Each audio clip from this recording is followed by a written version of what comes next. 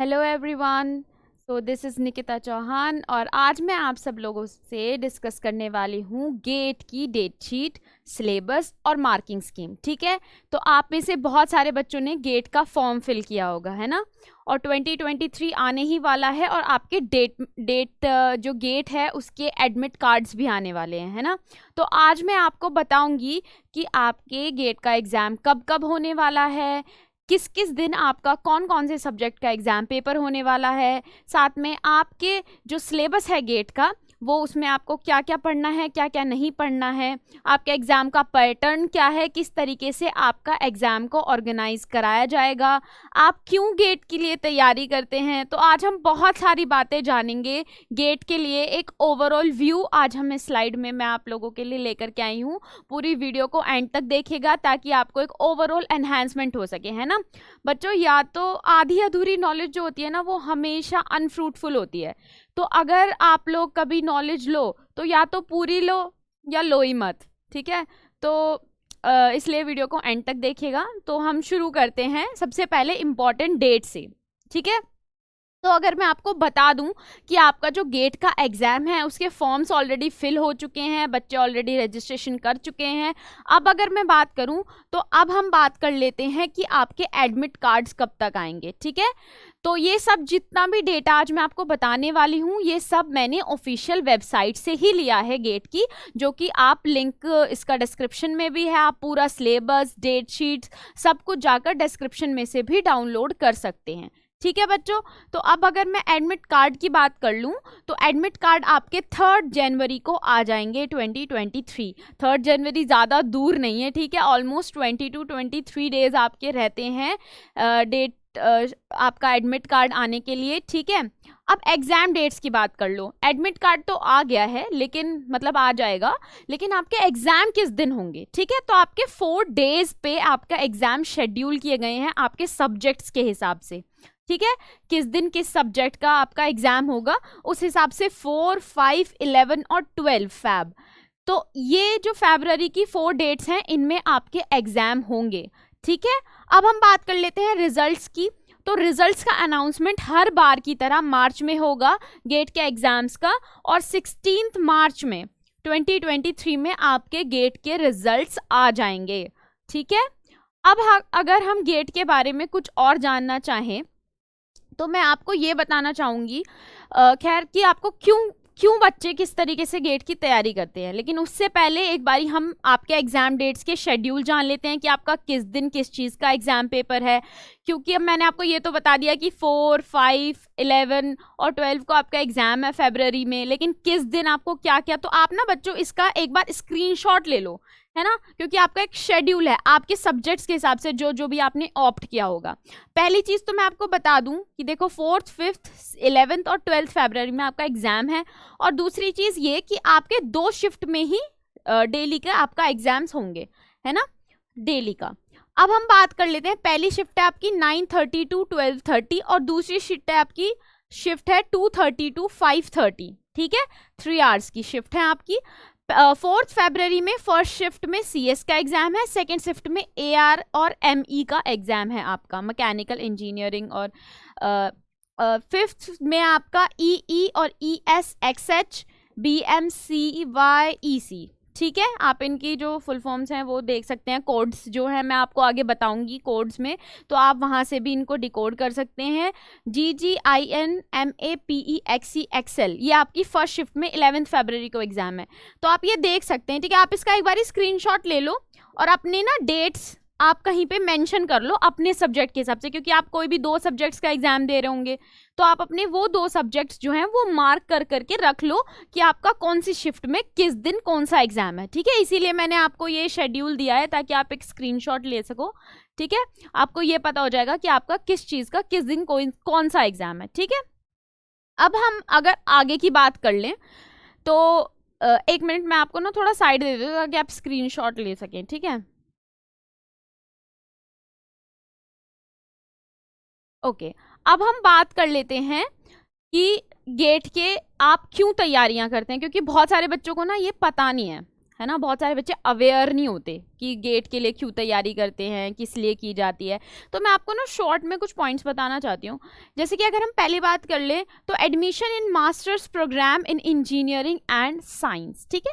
तो बहुत सारे बच्चों को ना मास्टर्स प्रोग्राम में, जो बैचलर्स के होते हैं, उनको मास्टर्स में एडमिशन लेना होता है, तो वो लोग गेट की तैयारी करते हैं बहुत बारी। क्यों? क्योंकि उन लोगों को साइंस और इंजीनियरिंग के फील्ड्स में आगे जाना होता है ना, regarding research, regarding scientific researches, और बहुत सारे बच्चों को साइंटिस्ट वगैरह बनना होता है। तो उसमें गेट का जो रोल होता है वो बहुत ज़्यादा इंपॉर्टेंट होता है, वो आपकी सब्जेक्ट स्टडीज़ में हेल्प करता है। साथ में रिक्रूटमेंट्स इन PSUs, ठीक है। तो PSUs आपकी क्या होती हैं? पब्लिक सेक्टर अंडरटेकिंग्स, है ना। आपकी पब्लिक सेक्टर अंडरटेकिंग्स में आ जाती है भेल, BSNL, है ना, steel authority of India limited, gas authority of India limited, आपकी oil and natural gas corporations, है ना, भारत हैवी इलेक्ट्रॉनिक्स कॉरपोरेशन। तो ये सारी जो आपकी PSUs हैं, इन सभी में एडमिशन लेने के लिए आपको गेट का एग्ज़ाम जो है वो क्रैक करना पड़ता है। बहुत सारे बच्चे PSUs में जाना चाहते हैं, बहुत सारे बच्चों का एम होता है PSUs में जाना, क्योंकि बहुत इंपॉर्टेंट भी हमारे इंडिया के लिए ये हैं और बहुत इंपॉर्टेंट रोल प्ले करती हैं। अगर हम फाइनेंशियल असिस्टेंस की बात करें तो गेट का एग्ज़ाम निकालने से आपको फाइनेंशियल असिस्टेंस भी मिलता है। बहुत सारे बच्चे ऐसे होते हैं जो कि जाना चाहते हैं, आगे पढ़ना चाहते हैं, लेकिन उनके पास फाइनेंशियल असिस्टेंस नहीं होता, तो वो गेट के एग्जाम्स की तैयारी कर सकते हैं।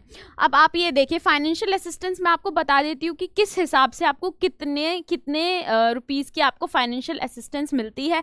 अगर मैं MTech की बात करूँ तो MTech में अगर आप MTech कर रहे हैं और आपने गेट का एग्ज़ाम क्वालिफाई किया है तो आपको 12,400 रुपीज़ पर मंथ आपको गवर्नमेंट पे करती है, ओके। साथ में अगर मैं बात कर लूँ PhD की, तो बहुत सारे बच्चे PhD को कंटिन्यू करते हैं आगे, आप after qualifying their GATE exam. तो उनको क्या होता है कि 5 इयर्स लगते हैं PhD करने में, है ना। तो जो आपके फर्स्ट और सेकेंड ईयर होता है उसमें उनको 32,000 पर मंथ उनको पे किया जाता है, ठीक है, बाय द गवर्नमेंट, और 35,000 पर मंथ उनको लास्ट के 3 इयर्स में पे किया जाता है। मतलब आपका 3rd ईयर, 4th ईयर और 5th ईयर, उनको 35,000 रुपीज़ पे किया जाता है गवर्नमेंट की तरफ से, और फर्स्ट और सेकेंड ईयर में 32,000 पर मंथ उनको पे किया जाता है। तो ये आपकी फाइनेंशियल असिस्टेंस है जो आपको गेट के एग्ज़ाम को क्वालिफाई करने के बाद मिलती है, ठीक है। अब हम आपके एग्ज़ाम के पैटर्न के बारे में कुछ बात कर लेते हैं कि आपका एग्ज़ाम किस तरीके से आएगा, क्या क्या आपके एग्ज़ाम में आने वाला है। बहुत सारे बच्चों को नहीं पता होगा और बहुत सारे बच्चों को पता भी होगा, तो आप एक बारी कंफर्मेशन के लिए आप एक बारी देख लीजिए। पहले हम बात कर लेते हैं एग्जामिनेशन मोड की। तो आपका जो एग्ज़ाम है गेट का वो CBT में होने वाला है, मतलब कंप्यूटर बेस्ड टेस्ट आपका होगा। तो आपको पेन पेंसिल वगैरह की कोई रिक्वायरमेंट नहीं है, कंप्यूटर में ही आपका ऑनलाइन आपको एग्ज़ाम सेंटर्स में जाना है और ऑनलाइन ही आपका एग्ज़ाम होगा। ड्यूरेशन की बात कर लें तो 3 आवर्स का आपका ये एग्जाम होता है।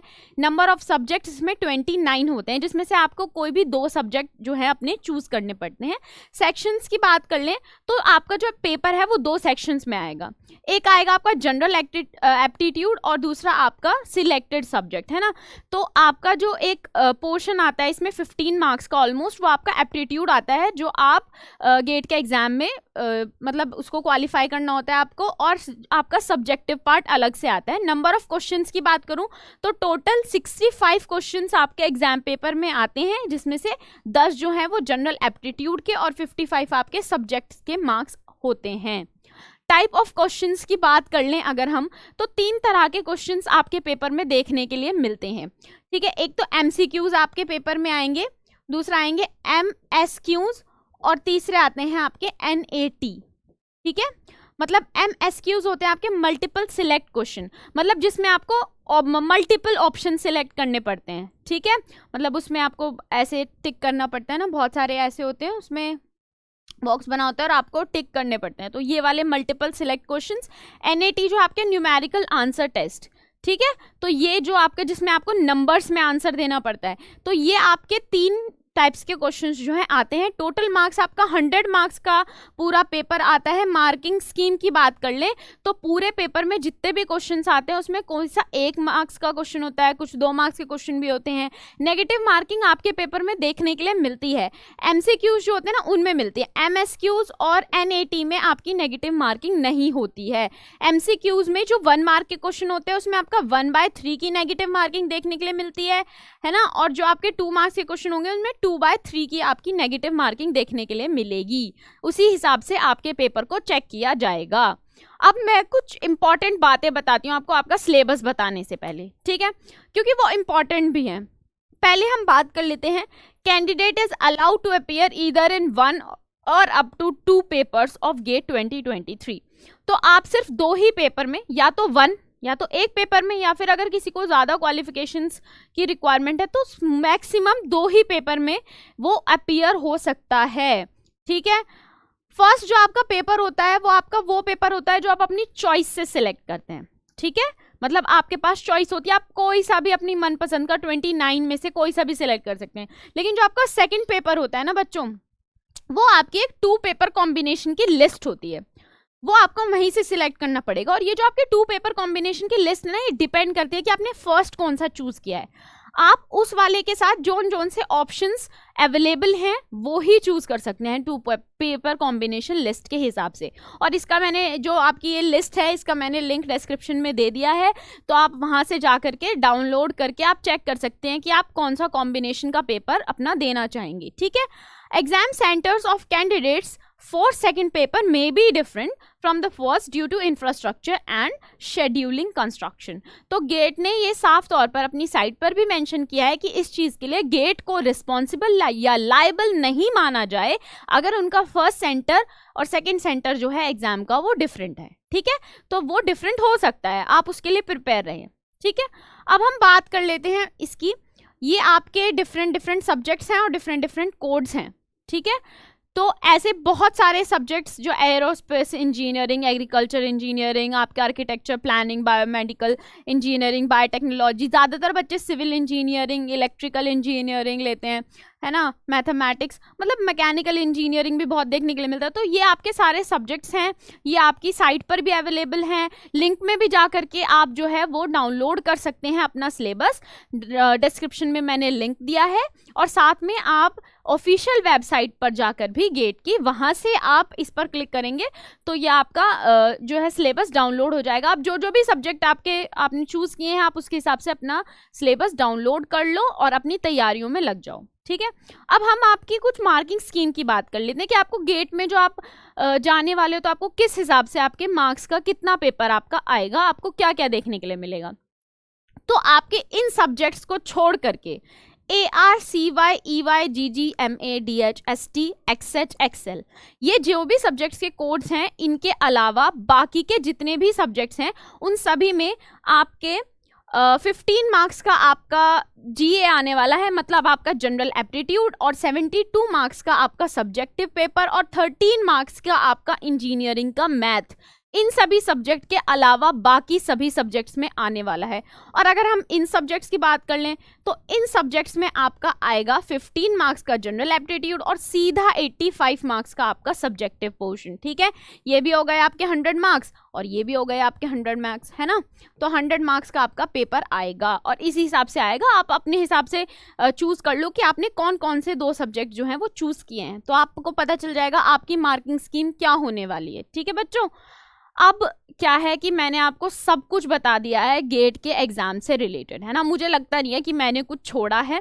और जो 2-4 चीज़ें हैं जैसे कि आपके 2 पेपर कॉम्बिनेशन की लिस्ट्स, आपका जो सिलेबस है वो आप डिस्क्रिप्शन में जाके, मैं आपको लिंक दे रही हूँ, आप वहाँ से डाउनलोड कर लो अपने रेस्पेक्टिव सब्जेक्ट्स को लेकर के, ठीक है। बाकी मैंने आपको सब कुछ बता दिया है, तो इसीलिए दोस्तों मेरी मेहनत की थोड़ी सी रेस्पेक्ट करते हुए, है ना, वीडियो को लाइक कर दो, शेयर कर दो, कमेंट कर दो और सब्सक्राइब ज़रूर कर लो, ठीक है। चलो बाय बाय, टाटा। मैं फिर से आऊंगी आपके लिए एक अच्छी सी वीडियो लेके कुछ और इन्फॉर्मेशन बताने के लिए, ठीक है। बाय।